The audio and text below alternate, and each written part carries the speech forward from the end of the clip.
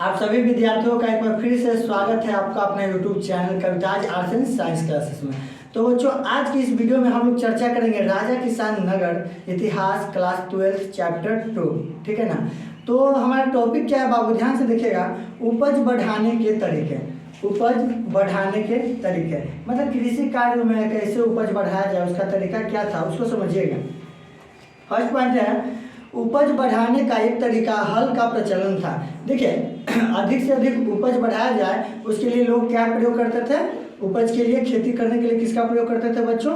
हल का प्रयोग करते थे। ठीक है ना। जो 600 ईस्वी पूर्व से ही गंगा तथा कावेरी की घाटियों के उर्वरण कछाड़ी क्षेत्र में फैल गया था। समझ गए ना। 600 ईस्वी पूर्व, 600 ईस्वी जो वैदिक सभ्यता का अंत हुआ था, 1500 से 600 तक वैदिक सभ्यता था ना जी, उसके बाद उसका समापन हो गया था। फिर राजाओं का आगमन हुआ 600 ईस्वी पूर्व के बाद। समझ गए ना।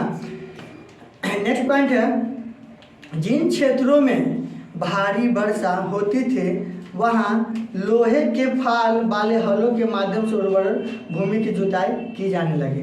देखिए, जिन क्षेत्रों में भारी वर्षा होता था तो वहाँ पर जो लोहा के फाल रहता था ना बाबू, क्योंकि देखिए भारी वर्षा में जो लकड़ी का फाल है उससे खेत को जोतने में काफ़ी कठिनाइयों का सामना करना पड़ता है, इसीलिए उन क्षेत्रों में किसका उपयोग होने लगा था बच्चों? लोहे का। ठीक है।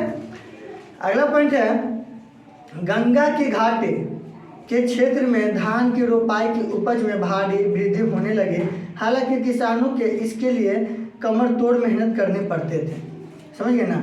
कमर तोड़ करने का मतलब कि किसानों को बहुत ज़्यादा कठिन परिश्रम करना पड़ता था, तब जाके खेती अच्छा से हो पाता था। यद्यपि लोहे के फाल वाले हल से फसलों की उपज बढ़ने लगे थे, लेकिन ऐसे हलों का उपयोग कुछ ही हिस्सों में सीमित था।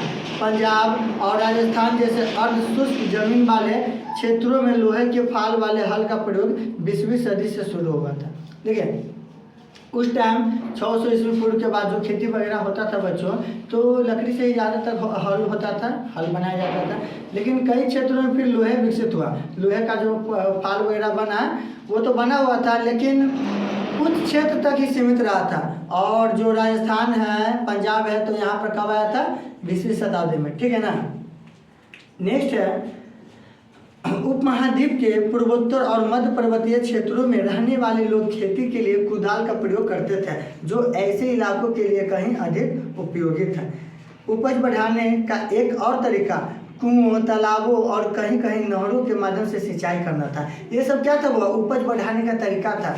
जो लकड़ी से हल होता था, हल लकड़ी का होता था जिससे खेत को जुता जाता था। फिर क्या है? लोहे का फाल है, लोहे के फाल। फिर क्या है? वो हुआ कुआं, और कुआं है, नलकूप है, ये सब से तालाब है, उससे नहरों के माध्यम से सिंचाई शुरू हो गया था, जिससे किसानों को काफ़ी मदद मिला और उपज काफ़ी अच्छा होता था। व्यक्तिगत लोगों और कृषक समुदायों ने मिलकर सिंचाई के साधन निर्मित किए।